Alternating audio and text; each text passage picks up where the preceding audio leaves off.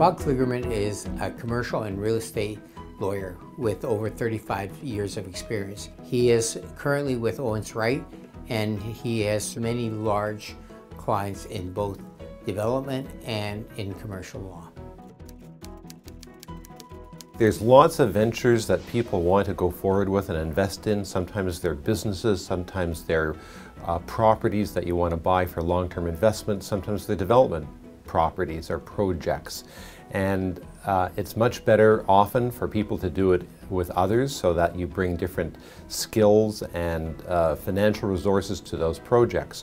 So the question is always, how do I, together one other person or two or three other people, legally associate so that we can do those kinds of ventures? And there's a number of ways you can do it. We often talk about it just generically as a partnership because there's more than one. There's two or three or four people that are all together. And there's a couple of different ways that you can structure. One is with one simple company with different shareholders, and sometimes individuals or those individuals' companies can associate in a variety of different kinds of partnerships. We call those different things sometimes. Sometimes they're called co-ventures or co-ownerships or joint ventures, but really they're all just a kind of partnership that describes the relationship between the people that are going forward in those kinds of ventures. There's only two legal entities that exist. One is an individual and the second is a limited company or a corporation. So a number of corporations can come together and be partners together, and indeed in many instances another company can be a trustee and own the investment property, the land or the building, or sometimes even the shares of a company that's operating.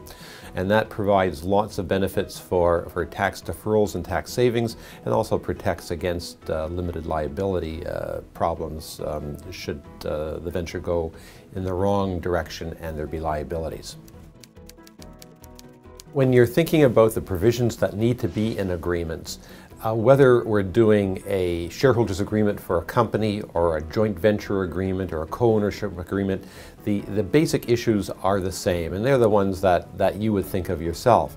First is, who's putting the money in for the venture and how much is that person putting in? And we always sort of try to think ahead to say to ourselves, what happens if more money is needed later on? Who must give money and on what terms and provisions?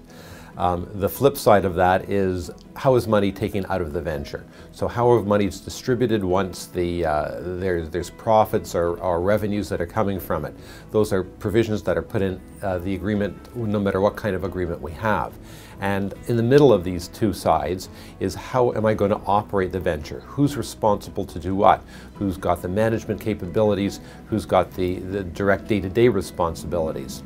And throughout that, who's signing checks? Who's committing to agreements? Can one person agree to contracts over $1,000 or $100,000 or $1 million, or do I need everybody to come together for that? Through that venture, often the partners or the principals of the limited companies that are the partners are entitled to be paid for that, and so we often provide in those parts of the agreement for revenues or salaries or management bonuses, something like that, to be paid out to the principals during the currency of the project. The principals, the one or two or the three partners, are entitled to and should be paid for the work that they're doing, especially if it's a long-term project. So our agreement will provide for an agreement so that these funds can come from the companies, either from revenues that are coming from income or other sources, so that these people get paid.